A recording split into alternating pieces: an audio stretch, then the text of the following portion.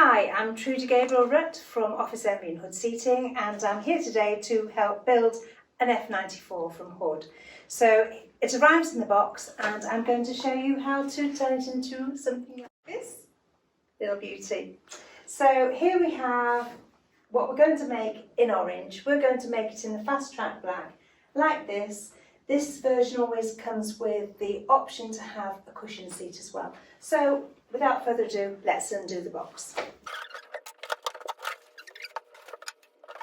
Right, so we've unpacked the tools, we've unpacked everything. Here are the assembly instructions. We have 3 screws that are going to bolt on the back to the seat and 3 screws each for the armrests. You'll see we've got 4 and 7 instead because there's a spare screw, Allen key and a hood sticker. Let's get cracking. We're going to start with the base. It's a really beautiful polished aluminium base. It's not chrome, so I want to protect it. So I'm going to use some of the bubble bag that we unwrapped the chair in, and we simply pop in the casters. So you press down, try and get it straight over it as much as you can, and press in and just give it a little wiggle. There we go. Right, so step 3 of the 6-step instructions. Pop it on the floor and just literally drop the stem in. Done. For ease of seeing, instead of going down and putting the seat on the stem, I'm going to do the rest of it on the table so as it shows up what we're doing better. And we're going to use 3 bolts to attach the back to it. This is the all mesh seat. It's exactly the same for the cushion seat. We can see where the screws go and just put them in and just tighten them to finger tightness, and then go around, just check everything's nice and tight. We're ready with the 3 directional arms, up, down, forwards, backwards, and they angle. They're really lovely and they've got a nice soft touch, but they don't get damaged like some chair arms do. They're very robust.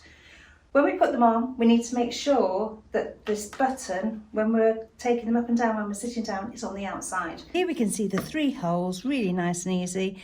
If you're particularly slim, then you're probably going to want to put them into those holes, or slide them along. If you're larger, put them into those. So it gives us about 13mm each side, but you know, when you think about it, 2 arms, that's an extra inch or an inch less. So tighten them up just to finger tightness as before, and then we'll do them with an Allen key. So you can see there's blue splodge on all of the screws, and that's Loctite. And as you tighten it up under the pressure and the heat of that process, it basically melts and keeps the screw in place, so it reduces that chance of everything going a bit wobbly. Time for the next arm, same process, button on the outside and 3 screws. We're there now, the seat's built, it just needs to go on the stem. So I'm just going to pick this up and put it on top. Now we're going to fit a headrest. We could fit the executive headrest, which is larger, goes up and down, but today we're going to fit the ergonomic one, which is slightly smaller and it also tilts. We have 3 screws to attach again, we have 1 spare. I pop the screws in and then just hold it up to where the hood sticker would go if you weren't going to be having a headrest. I do recommend you have a headrest if you've got any neck or shoulder pain at all. And now the most satisfying part.